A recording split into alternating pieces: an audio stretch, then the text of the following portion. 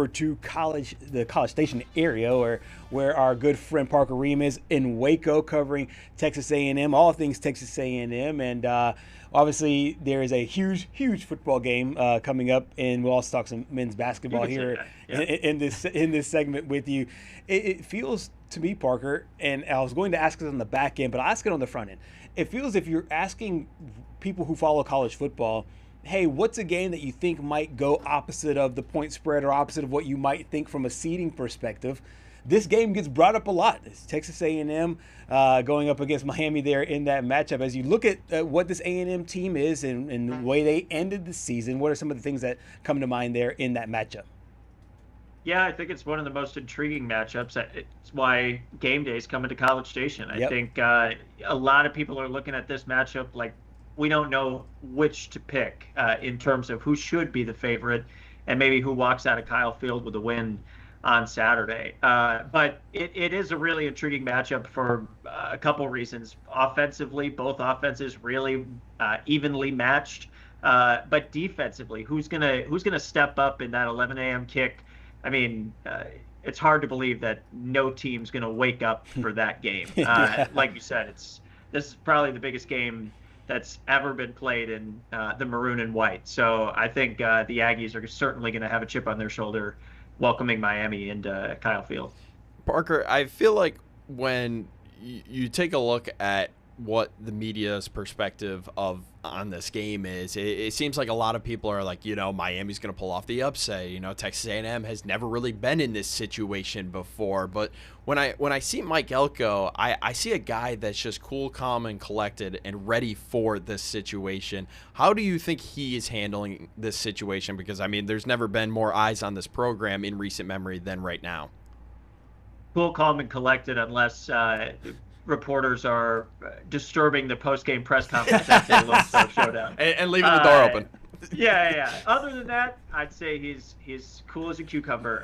But I think that he's walking into this matchup with the utmost confidence that they can get it done, because this looks like the best Texas A&M football team that we've ever seen. And I think the offense has a lot to do with it. The offense is what's helped the Aggies really, for the past two seasons, really dominate this stretch of football. And it's just a matter of whether they can play complementary football, because I think a lot of people don't realize how good this Aggies defense has been for the most part this season. And it may have started a little shaky at the beginning of the season, but they've been lights out primarily for the entire stretch to close the regular season. So I think if they can just control what they can control, this Aggies team should be favored in this one, but obviously never being in this moment, a lot of people still have their concerns. Yeah, absolutely. And I think a lot of those concerns are embedded in different places. One of those games obviously being the South Carolina game. And I know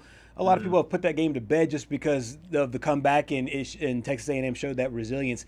But this is a Miami offense that comes in with a quarterback that has played at a major program. He played there at Georgia before in Carson Beck, and now leading this team against this Texas A&M defense. What do you think the A&M defense will need to do to be able to slow down this Miami O?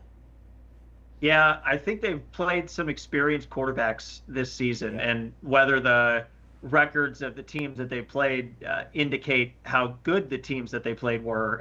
Lenore Sellers, Garrett Nussmeier. Now they're playing Carson Beck. They played Jackson Arnold, who's had a lot of sort of that could be a dual threat quarterback. And I think that prepares them for this situation, getting to play against another quarterback that should be in the upper tier of quarterbacks in collegiate football. And that's really, I think, the biggest key to Texas A&M's defense is, can they slow him down? And once they do that, if they can make him one-dimensional, I don't think that this really is going to be that close of a game. Absolutely. We got a chance to hear from head coach Mike Elko on those expectations from a now national stage. So expectations get created by the same national narrative and rhetoric that we don't pay any attention to. I'm quite certain that those girls took the court yesterday not really caring what anybody had to say, believing in who they were, believing in their culture, believing in their program, and they went out and they fought and they won a volleyball game.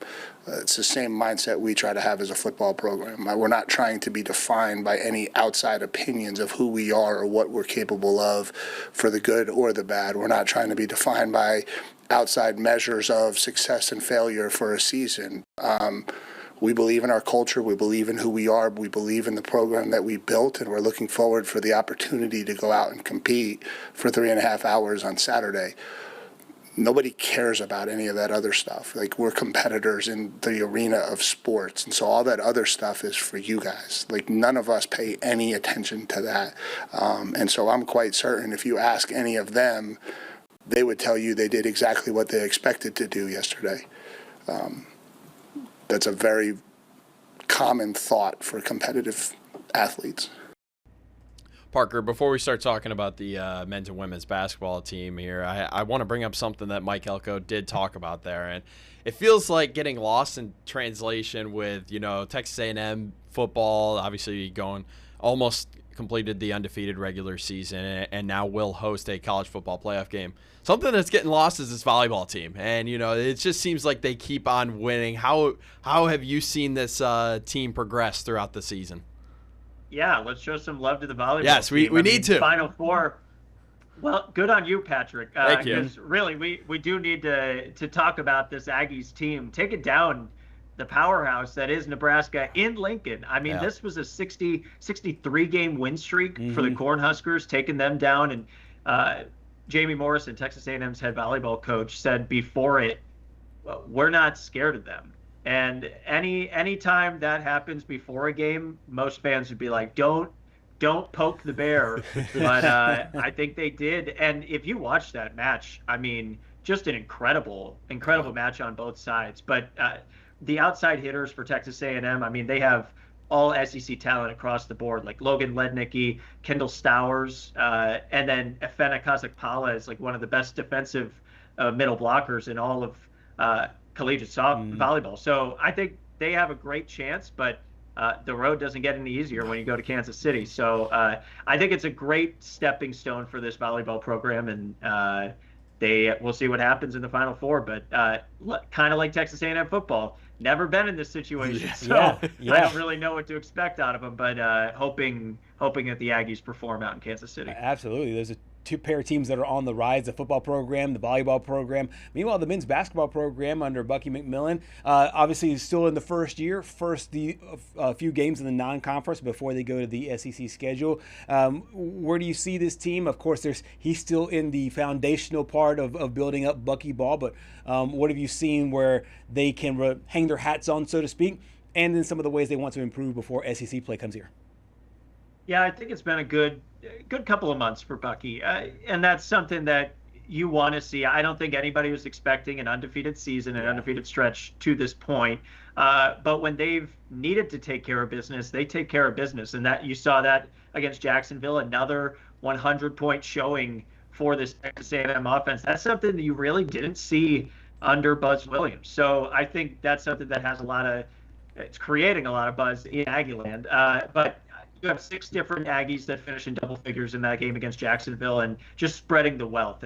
And that's something we've seen throughout these first 11 games for Texas A&M. It's not one person that's going to get it done on any given night, and that's really what you need out of a March Madness team or a March Madness caliber team. So I think it's been a good showing for Bucky so far, but I'd still like to see some more consistency. It's a lot. If they have a cold shooting night, this team does not perform how they should come SEC play, which starts in a week or two. Middle of a week. It's really going to be here before we know it. Parker, one of those players that you mentioned had a double-figure night was Rylan Griffin, scoring 19 points, 5 of 6 from beyond the arc. The Kansas transfer, I know he was dealing with the flu for a little while there, but obviously he didn't start in that game against Jacksonville. Do you think he's a guy that, as he starts to get healthier off the floor, could play his way into the starting lineup?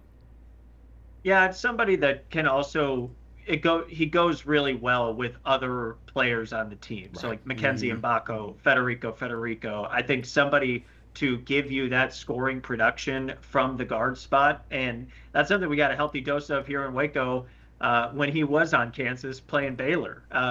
This is some guy that can go off at any given moment, and he's kind of showing that over the last few games and really kind of popped off against Jacksonville at home. But if he can get going, pair him with Ruben Dominguez off the bench or potentially in a starting capacity, I think that would be really good for the Aggies. Speaking of Rylan Griffin, we got a chance to hear from Bucky McMillan on his star.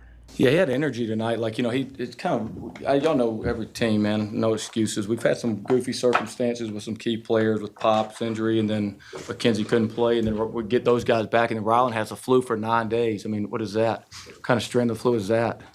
Like the alpha flu, right? Just absolutely takes you out, And so when he came back, he just wasn't his self in a lot of ways. And he looked like he had his energy back, and he'll be able to sustain longer minutes, obviously, as he goes forward. Parker, have you ever heard of the alpha flu? As Bucky just called that, I mean, he's been out for, I think he said 9 days. 9 days. 9 days. He goes, what kind of flu is that, bro? I don't know what kind of flu that is. I hope that, I'll tell you what, that has not hit Waco yet, so I'm hoping that stays. I hope that never hits Waco. Yeah, that seems ridiculous.